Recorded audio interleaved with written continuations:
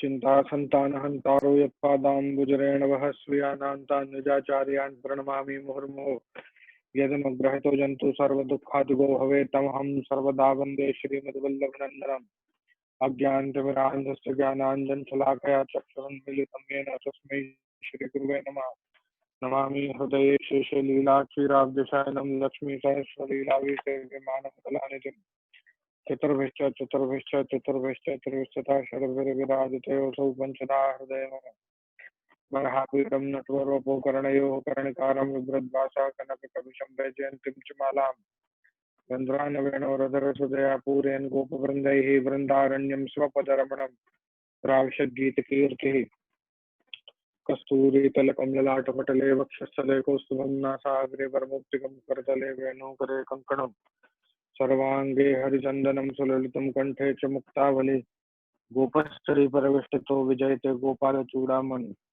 प्रभुर्नन्दकुमारो मे स्वामिनी वृषभानुजा। कृतार्थोऽहं कृतार्थोऽहं कृतार्थोऽहं न संशय। वन्दे नन्दर्व्रजस्त्रीणां पादरेणुमभीक्ष्य। अत्र उपस्थित सत्संगानुरागी सर्व भगवतीय वैष्णव वृंद, आप सभी को अक्षय तृतीया की बहुत बहुत बधाई। कहा जाता है कि आज जो कार्य को करो वो कार्य अक्षय होता है और बार बार होता है। अच्छा है, आज बहुत कुछ हुआ है।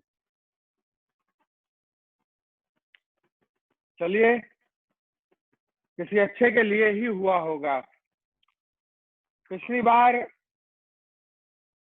हमने अन्यथा रूपयन्ति भ्रांताः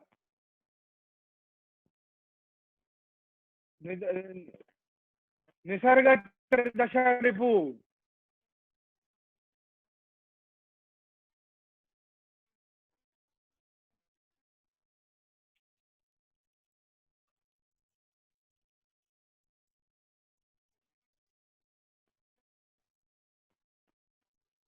जो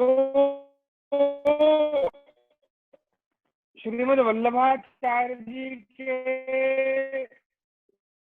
वचनों के विरुद्ध जा रहा है या अन्यथा विचार कर रहा है, वो त्रिदश रिपु, वो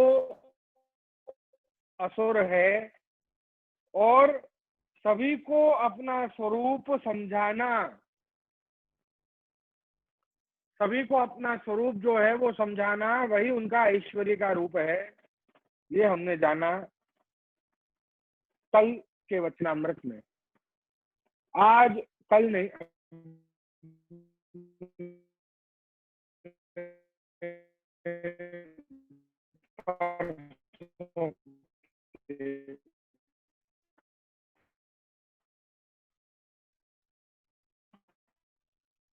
आज अपन चौथे श्लोक में प्रवेश करते हुए प्रादुर्भूतेन भूमौ ब्रजपति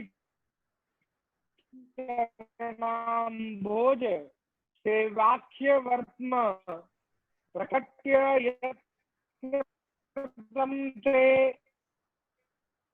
जय नेटवर्क बिल्कुल नहीं आ रहा इस साइड। विजकृत श्री हुताशेति मन्ये। ये जो चतुर्थ श्लोक जो है,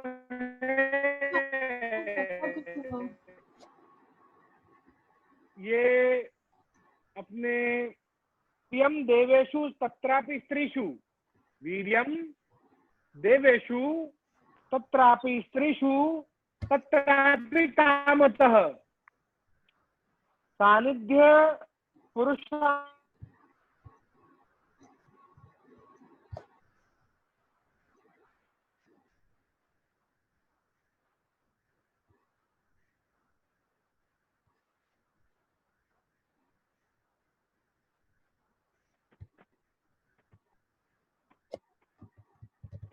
मेरा तो ऐसा कुछ कार्य हुआ नहीं है आज के नेटवर्क इश्यू पर।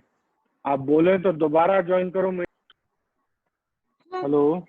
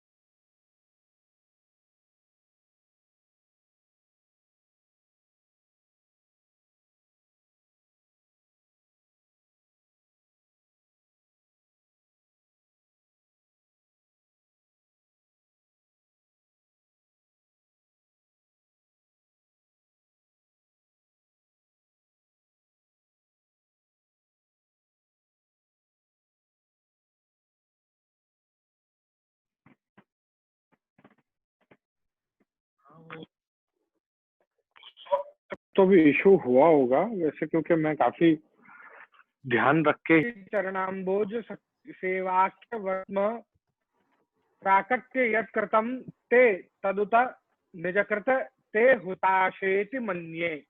चौथा श्लोक है ये, वीर का स्वरूप है।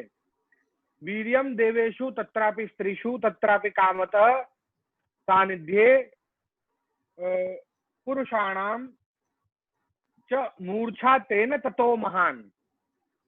इसके शब्द के मूल श्लोक के शब्दार्थ में चलते हैं। हे हुताश, हे अग्नि रूप श्री वल्लभ, भूमौ प्रादुर्भूतेन, भूमि पर प्रकट होने से, ब्रजपति चरणाम, श्री भगवान श्री कृष्ण के चरण कमल की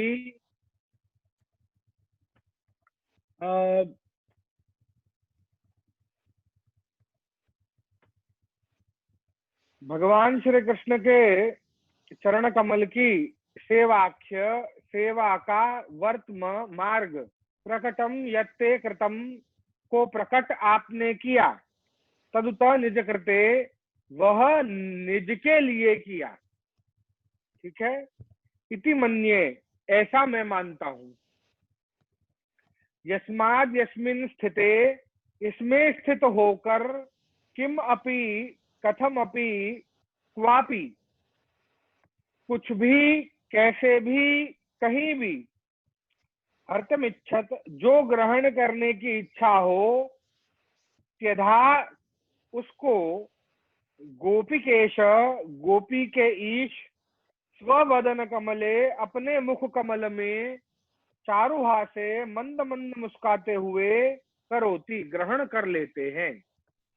ठीक है, ये इस प्रकार से इसका शब्दार्थ है। अब इसके भावार्थ में प्रवेश करते हुए, तद प्रादुर्भावस्य पूर्वकम असाधारणं कारणं निरूप्य, ततो अपि अधिकम तस्य भगवतोति अत्यंत प्रीतिजनक असाधारणत्वं माहु। श्री वल्लभ ने प्रकट होकर इससे पहले एक असाधारण कार्य किया है कि श्रुतियों का सच्चा अर्थ बतलाया। अब उससे अधिक एक असाधारण कार्य जो किया है वो इस श्लोक में बतला रहे। अब प्रादुर्भूतेन, यहां पर तृतीया विभक्ति लगेगी समवाय हेतु। समवाय हेतु, प्रादुर्भूतेन शब्द पंचम विभक्ति में भी लगता है, पर पंचम विभक्ति जो है वो निमित्त हेतु बन जाती है, और यहां पर जो लिया है वो तृतीया विभक्ति ली है समवाय हेतु। समवाय हेतु वह होता है जो स्वयं जिस कार्य में मिलकर उस कार्य को उत्पन्न करे, उसको समवाय हेतु कहा जाता है। जैसे कि घड़े में मिट्टी समवाय हेतु है, घड़े में मिलकर घड़े को उत्पन्न करती है ये मिट्टी, तो वो समवाय हेतु हो गई मिट्टी। निमित्त हेतु वो होता है जो कार्य से अलग रहकर उस वस्तु को उत्पन्न करे। जैसे चक्का, कुंभार का जो चक्का होता है वो घड़े के अंदर मिल नहीं जाता है, पर वो घड़े को उत्पन्न करता है घड़े से अलग रहकर, तो निमित्त हेतु हो गया वो चक्का है। पर यहाँ तृतीया विभक्ति लगेगी क्योंकि श्री वल्लभ इस कार्य में समवाय हेतु है। अपने सर्वोत्तम स्तोत्र की टीका में श्री वल्लभाग्नि समवाय संबंध ऐसा शब्द आता। वेदांत जी जानते हैं इससे भली बात इस शब्द को। ये जो वल्लभाग्नि समवाय संबंध है, ये बहुत ही इसका गूढ़ार्थ है, ये बहुत डीप है ये इसका अर्थ। यहां पर भी वही समवाय की बात हो रही है? तो यहां पर तृतीया विभक्ति लगेगी क्योंकि श्री वल्लभ इस कार्य में समवाय हेतु हैं। श्री वल्लभ पुष्टि मार्ग के निमित्त हेतु नहीं है, समवाय हेतु हैं।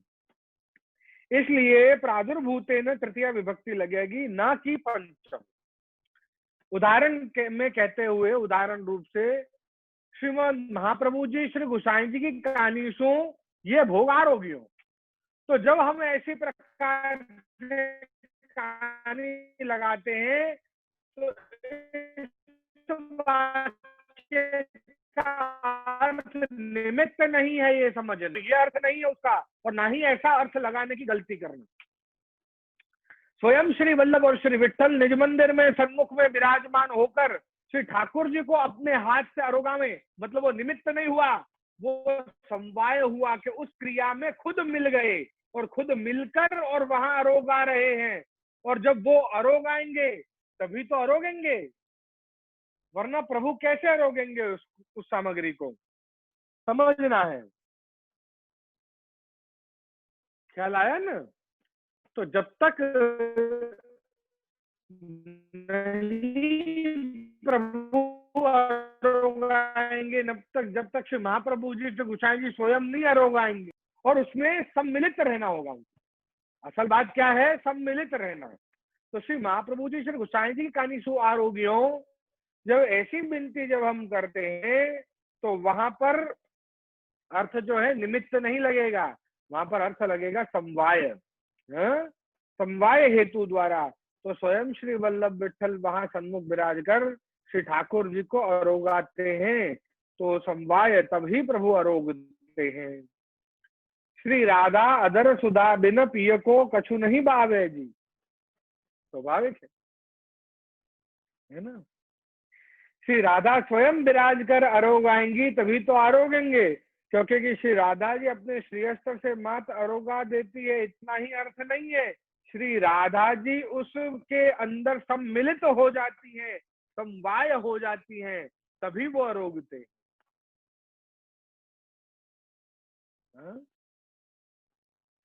आगे कह रहे हैं निज कृते, थोड़ा आगे का शब्द है, इसके दो अर्थ बताए। वैसे तो इस निज कृते शब्द के 3 अर्थ बता रहे हैं। आत्मसंतोषार्थम, ये इसका मूल है, इसको पकड़कर चलना है। निज कृते का आत्मसंतोषार्थम ऐसा अर्थ ले रहे हैं। तो एक अर्थ आत्मसंतोषार्थम का हुआ, आत्म को वेदों में आत्म शब्द को ब्रह्म शब्द से संबोधित किया है। आत्म मतलब भगवान। तो प्रभु के सुख के लिए ये मार्ग प्रकट किया, निज कृते। तो आत्म संतोषार्थम, प्रभु के संतोष के लिए, प्रभु के सुख के लिए इस मार्ग को प्रकट किया। एक अर्थ तो ये हो गया। दूसरा अर्थ हो गया आत्म संतोषार्थम, स्वयं अपने संतोष के लिए इस मार्ग को प्रकट किया। हाँ, सेवायाम पुरुषोत्तमेव सेव्यः पूजायाम विभूति रूपः। देखो अब ये बता रहे हैं कि किस प्रकार से सेवा मार्ग में संतोष है और पूजा मार्ग में असंतोष है। ऐसा सब गोकुलनाथ जी अलग अलग प्रकार से बता रहे हैं। सेवा में पूर्ण पुरुषोत्तम की सेवा है और मर्यादा में विभूतियों की पूजा है। तो सेवा ही आत्म संतोष देती है। आगे सेवायाम, देखो बहुत ध्यान से श्रवण करना है सब चीजों को। सेवायाम नियामिका भक्ति ही, पूजायाम नियामका विधि ही। मंत्र या इतने बजे या इस समय पर या इस मुहूर्त में या इस काल में इस कार्य को कर देना है, इस अभिषेक को कर देना है, इस पूजा को कर देना है। ये तो हो गया आपका मर्यादा का प्रकार है। और सेवा के अंदर प्रेम और भक्ति ही नियम है और कोई नियम नहीं है, समझना है। पूजायाम कोपि नियामकः सेवायाम न काल नियामकः। पूजायाम कालोपि, पूजायाम कालोपि नियामकः, पूजा में काल का बंधन है। और सेवा में सेवायाम न काल नियमः, सेवा में काल का नियम नहीं है। यदि थोड़ा बहुत देर अवेर या जल्दी या देर हो जाए तो भी उसमें प्रभु का दोष नहीं होता है। अब जैसे बहुत से लोग हैं जो सुबह जल्दी उठकर अपने ऑफिस चले जाते हैं, फिर वो जब अपने ब्रेक में जब वापस घर लौटते हैं करीबन दोपहर को 2 बजे, तब जाकर वो ठाकुर जी को जगाते हैं तो ठाकुर जी की सेवा सूक्ष्म प्रकार से जो भी वो करते हैं 2 बजे दोपहर को। तो पुष्टि मार्ग में ऐसा करने से दोष नहीं। यदि भाव से सेवा कर रहे हैं आप और थोड़ा बहुत आगे पीछे हो रहा है तो प्रभु उस बात को समझते हैं। यदि आपको आज फ्लाइट पकड़नी है, सुबह जल्दी उठकर जाना है, या कोई ट्रेन पकड़नी है, सुबह जल्दी उठना है और प्रभु की सेवा जल्दी उठकर नित्य के समय से आपने करीबन समझो 2 घंटे पहले सेवा कर ली, पहुंच ली सेवा, तो कोई दोष नहीं। ख्याल आया? तो सेवा में ऐसा थोड़ा बहुत जो है, हम काल का यहाँ बंधन ना होने के कारण थोड़ा बहुत प्रभु सुखानुसारेण हम फेर फार उसमें कर सकते हैं। बने तब तक समय को साधे, नहीं तो ऐसा कोई एकदम कड़क नहीं हो जावे, क्योंकि काल का बंधन सेवा में नहीं। स्पष्ट लिख रहे हैं भक्त मनोरथाधीना तत्वात्, भक्त मनोरथ के अधीन है भगवान। भक्त मनोरथ, देखो भक्त शब्द को अंडरलाइन कर लेना, आसुरी के अधीन नहीं है, भक्तों के अधीन है। भक्त जो मनोरथ करेगा उसके अधीन है, क्योंकि भक्त कभी भी भगवान को दुख देने वाला मनोरथ नहीं करेगा, भगवान का सुख का ही विचार करेगा। भगवान को श्रम होवे ऐसा भक्त कभी नहीं करेगा। पर जो आसुरी होगा वो अपने स्वार्थ के लिए ठाकुर जी को अकेला छोड़कर उसके सामने 4 दिन की मिश्री रख के और भाग जाएगा घूमने के लिए। समझ रहे? अपने शौक मौज के लिए।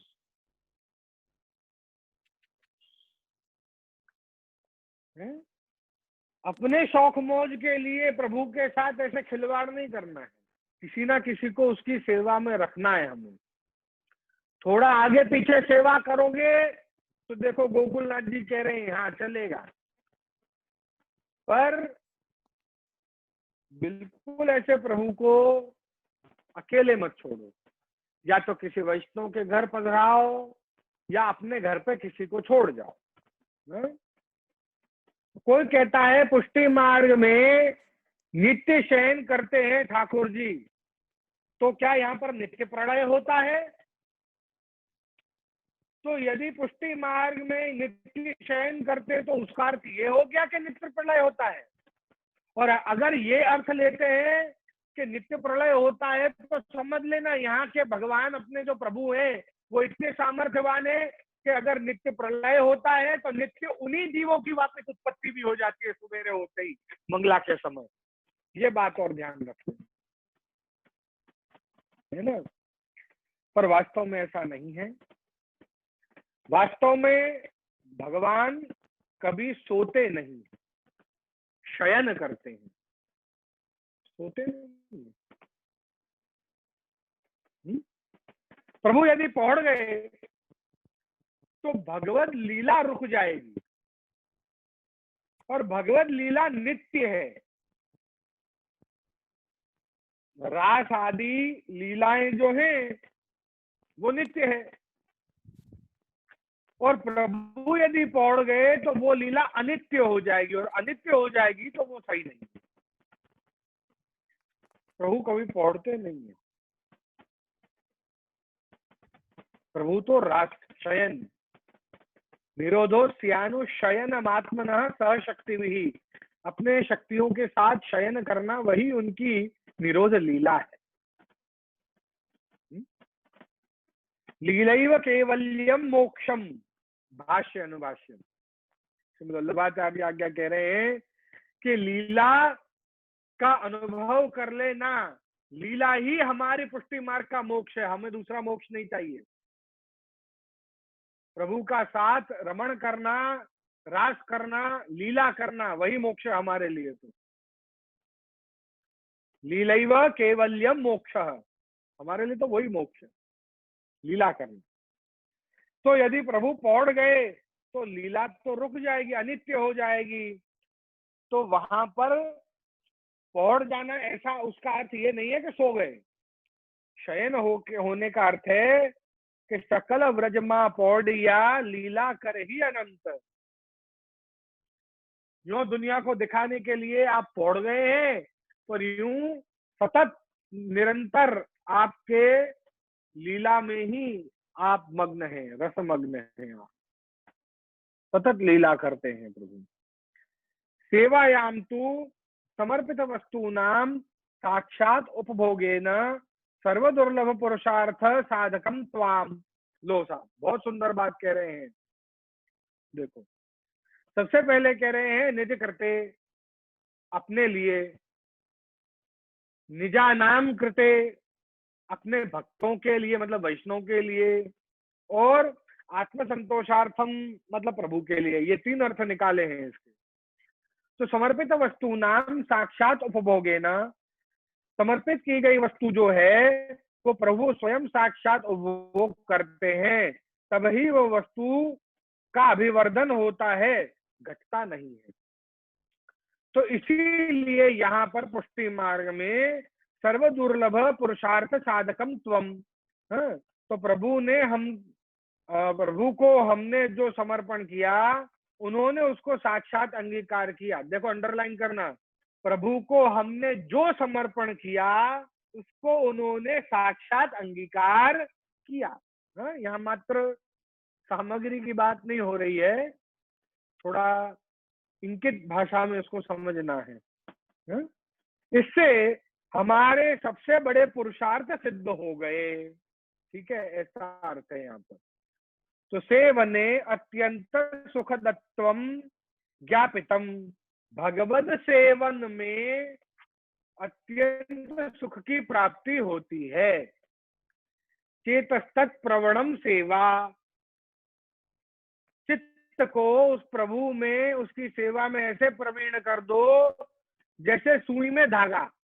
अब सुई जहां जहां चलेगी वो धागा उसके पीछे पीछे चलेगा, जहां से गुजरेगी सुई वहीं से धागा भी गुजर जाएगा, उसके बिना चित्त नहीं लगे। ऐसा प्रवीण कर दो जैसे सुई में धागा। समझ रहे हैं?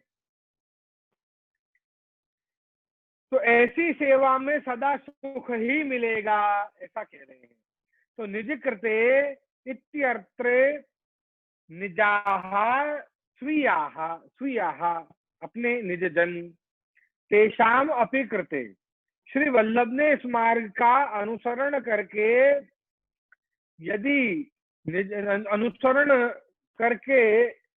निज जन वैष्णव भी सेवा करें, श्री वल्लभ के मार्ग का अनुसरण करके जो निज जन है, यदि वो भी सेवा करें तो उनको भी वही फल है, वही संतोष है जो वल्लभ कुल को प्राप्त है। जो फल, यहाँ पर फल में भेद नहीं है, समझना मेरी बात को। आत्म संतोष के लिए पुष्टि मार्ग में पुष्टि मार्ग को प्रकट किया, स्वयं अपने संतोष के लिए प्रकट किया, दिखावे के लिए नहीं। समझना, स्वयं अपने संतोष के लिए प्रकट किया, दिखावे के लिए नहीं। भगवत सेवन करने के लिए हमने इस मार्ग का प्रकट किया है, स्वसंतोष के लिए, ना कि सगे संबंधियों को बताने के लिए, ना ही सासू को दिखाने के लिए, ना ही अपना बड़प्पन सब वैष्णवों को दिखाने के लिए कि देखो साहब हम कितने महान हैं, कैसी सेवा करते हैं, कैसा वैभव राज सेवा विराजती है, उसके लिए नहीं। आत्म संतोषार्थम, मतलब यहाँ दूसरा अर्थ ले रहे हैं, खुद अपने संतोष के लिए सेवा करना है, औरों को दिखाने के लिए नहीं। ऐसा अर्थ करते हैं यहाँ पर आत्म संतोषार्थम का तीसरा अर्थ बता, बराबर। श्री हुताश इति संबोधनेन मार्ग प्रकटन सामर्थ्यम द्वेधेतिम। यहाँ पर कह रहे मार्ग को प्रकट करने का सामर्थ्य श्री हुताश संबोध से किया गया है। हुतम अश्नातीति हुताशम अग्नि स्वरूप है, और आहुति जो की गई है उसको स्वीकार करना, अंगीकार करना। अश्नाति, हुतम अश्नाति हुताशम। तो स्ववदन कमले करोति, भक्त भाव से जो भी प्रभु के सन्मुख करता है, प्रभु उसको साक्षात अपने मुख कमल में पधराकर उसको रोकते हैं। वदनाधिष्ठात्रीत्वात् तद भोजनेन तद अधिष्ठातुरपि भोजन सिद्धि। क्या कह रहे हैं कि मुख की अग्नि का स्वरूप श्री वल्लभ का है। बहुत ध्यान से श्रवण करना, बहुत बड़ी बात बता रहा हूं। ये शायद नंदिनी और वेदांती समझ पाएंगे इस बात को, और कोई नहीं समझ पाएगा जो मैं अब कहने जा रहा हूं। मुख्य अग्नि का स्वरूप श्री वल्लभ का है, और जो सामग्री मुख में पधराई है उससे पहले श्री वल्लभ ने उसे आरोगी, तदुपरांत ही प्रभु उसे आरोगते हैं।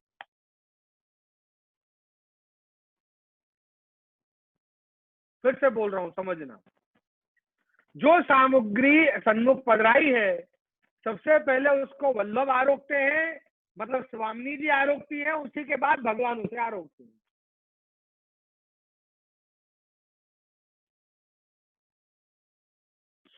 नहीं आरोगते वल्लभ।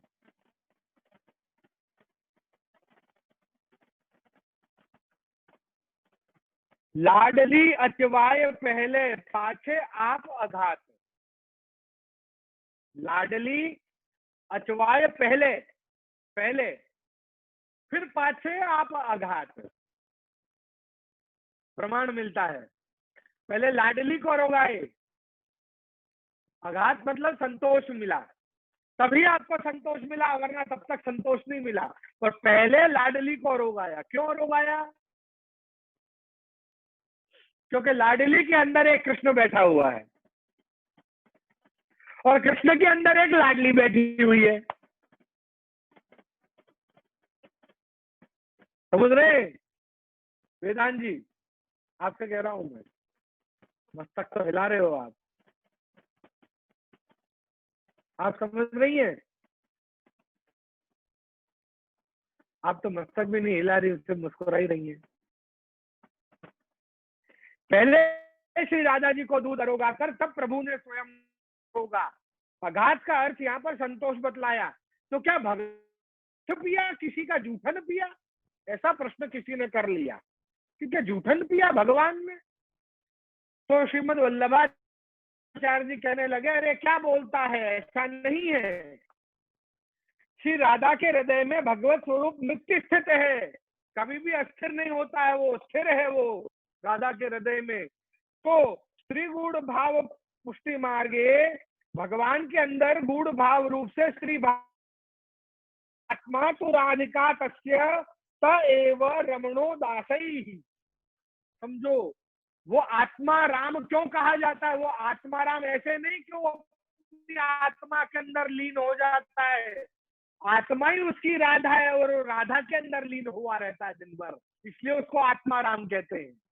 वो दिन भर आत्मा में ही मग्न रहता है, मतलब राधा में ही मग्न रहता है। उसको आत्मा राम इसलिए नहीं कहते कि वो आत्मा का रमण करता है वो। क्या? तो इस प्रकार से रस उत्कर्ष के लिए और भावों की जागृति के लिए सबसे पहले तो श्री राधा जी को आरोगाते हैं और तदुपरांत स्वयं आरोगते हैं, क्योंकि उनके अंदर त्रिगुण भाव आ जाने के कारण वो स्वयं राधा बन गई है उस समय, और उस समय जो है राधा जो है वो कृष्ण बन गए हैं। और इस कारण से पहले प्रभु ही आरोगे हैं, यूं देखने जाएं तो। इसीलिए आत्मा में प्रभु विराजे हैं, इसलिए आत्म संतोषार्थम। राधा की आत्मा प्रभु है, तो आत्म संतोषार्थम कि खुद ही के संतोष के लिए या राधा के संतोष के लिए उसको जैसे लेना है ले सकते हैं, ये अपने ऊपर है। रसिक बात है, जहां तक ले जाओ, जितना घुसो इतना ही अंदर घुसाएगा अपन को। तुम जो खा रहे हो या खिला रहे हो, वो किसको खिला रहे हो, कैसे खिला रहे हो। तुमने कौर तोड़ा, उसके मुख में पधराया, उससे संतोष किसको मिला, उसको खिलाकर संतोष कैसे, संतोष किसको मिला, वो वाली बात समझ रहे हैं।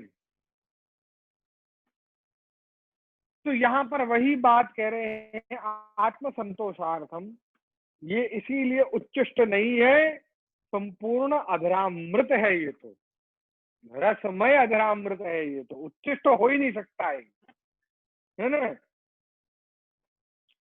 मन्ये स्वविश्वासो ज्ञापित, श्री गोसाई जी के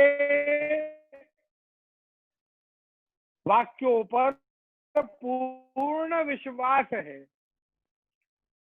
और श्री गोसाई जी को श्री वल्लभ के वाक्यों पर पूर्ण विश्वास है, तुलनाथ जी को श्री गोसाई जी के वाक्यों पर पूर्ण विश्वास है। तो मन्ये शब्द को कहकर स्वविश्वासो ज्ञापिता, संपूर्ण विश्वास का ज्ञान यहाँ पर करा रहे हैं। अनुभवी जब कहता है कि मैं इस बात को मानता हूं, तो सब उसको पूर्ण विश्वास से मान लेते हैं, जब अनुभवी कहता है।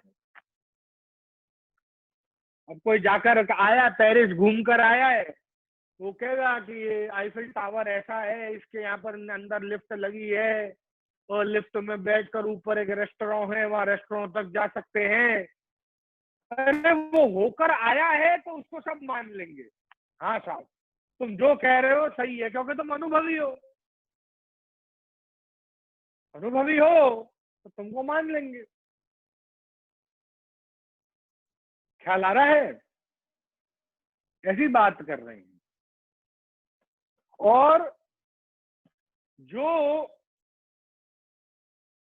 यहाँ पर जो अनुभवी की बात कह रहे हैं, श्री गोसाई जी को तो स्वयं को संयोग प्राप्त है, श्री वल्लभ जैसे प्रयोग का रूप है, श्री गोसाई जी उसी प्रकार से संयोग का रूप है। समझना मेरी बात को। और सेवा जब अपन करते हैं, तब इसीलिए ठाकुर जी के दक्षिण भाग से सेवा करते हैं।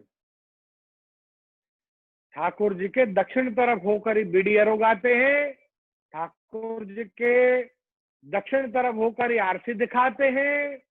सारी अधिकांश रूप से जो भी सेवाएं हैं, वो ठाकुर जी के दक्षिण तरफ खड़े होकर ही अरुगाते हैं, ठाकुर जी के राइट साइड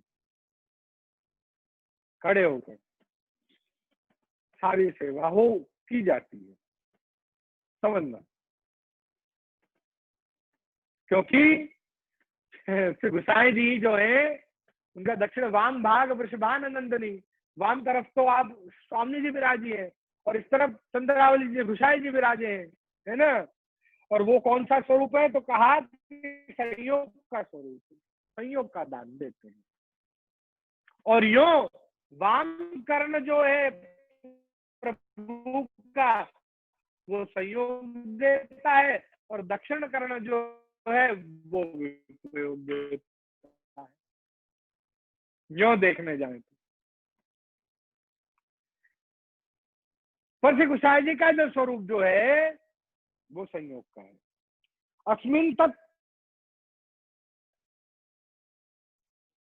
प्रकटित मार्गे यह स्थिति, श्री वल्लभ के द्वारा स्थिति स्तु कायवांग मनसा तदेक परकत्व। स्थिति क्या है, कायिक वाचिक और मानसिक ये तीनों कृष्ण में लग जाए, वही स्थिति है। तन मनस्का तदालापा तद विशिष्टा, मानसी वाणी और काया से प्रभु के हो जाएं, ये सब कुछ उसको विनियोग हो जाए, और प्रभु को हम पूर्ण रूप से भजें, वही हमारा परम फल है, वही सेवा में स्थिति, वही अपनी स्थिरता है। ऐसा वर्णन यहाँ पर इस चौथे श्लोक में कर रहे हैं। आगे जो वर्णन है वो हम अब बाद में लेंगे। आज के सत्र को हम यहीं विराम करते हुए, किसी को कोई प्रश्न हो तो वो आप पूछ सकते हैं। इस सत्र को यहीं प्रभु के चरणों में मैं समर्पित करता हूँ, श्री महाप्रभु जी श्री गोसाई जी के चरणों में। बोलो श्री वल्लभाधीश की जय। आज नेटवर्क का बहुत ज्यादा इशू है तो प्रश्नोत्तरी रहने देते हैं। ठीक है, तो आप सारे प्रश्न जो है वो बाद में लिख लीजिएगा, लिखकर भेज दीजिएगा, और आपको अगले सत्र में अपन जरूर उत्तर देंगे। सभी को बहुत बहुत आशीर्वाद है। ये अक्षय तृतीया की दोबारा से बहुत बहुत बधाई है सभी को। और भक्ति करें, स्वस्थ रहें, सुखी रहें, और बस प्रभु को अपने हृदय में स्मरण करते रहें। बहुत बहुत आशीर्वाद।